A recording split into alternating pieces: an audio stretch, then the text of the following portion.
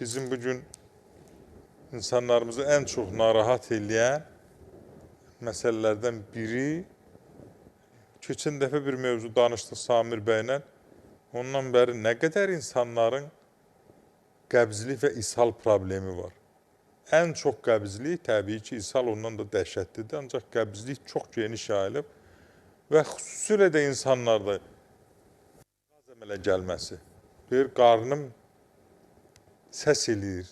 Elə bilirsən ki, maşının kamerasına hava vurubsan.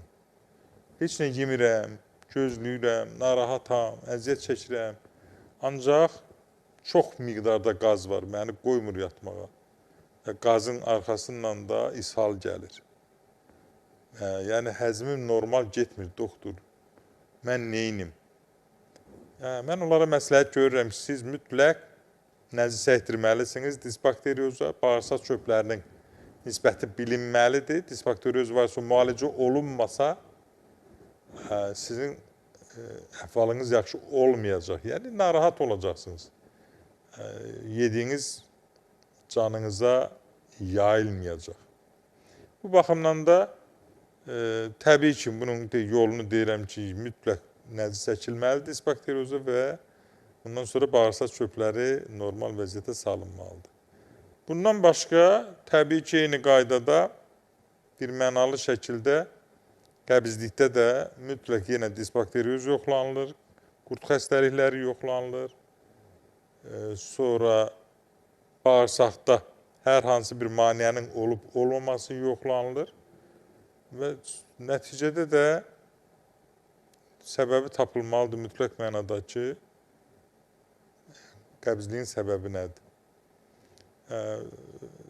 Xüsusilə də yaşlı adamlar müxtəlif vasitələrdən istifadə edirlər. Adını çəkmirəm kimyəvi damcı dərmanını ki, mən 20 damcı, 25 damcı atıram suya, bir təri əmələ gəlir. Onu daimi qəbul etmək həm bağırsağı tənbəlləşdirir, həm də təbii kimyəvi maddə olduğu üçün orqanlara, digər orqanlara da zərərli təsir edir.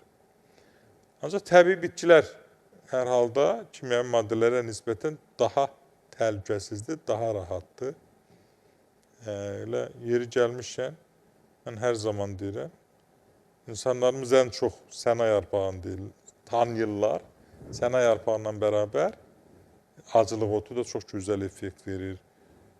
Sonra çay çiçəni yağı, zeytun yağı qəbul etmək və zeytunun özünü yemək, alma bir ədəd səhər, bir günorta, bir axşam yemək, bir yerkök səhər, günorta, axşam yemək, 5-10 quru əncir qurusunu qoyursunuz stəkana, üstlərinə qaynar su tökürsünüz və qaynar suyun ağzını örtürsünüz, səhərə qədər dəmlənir və səhər onun suyunu içirsiniz və kavalısını da yeyirsiniz.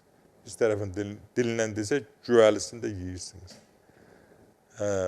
Son nəticədə də qəbzliyin aradan qalmasına xeyli dərəcədə kömək eləyəcək təbii ki.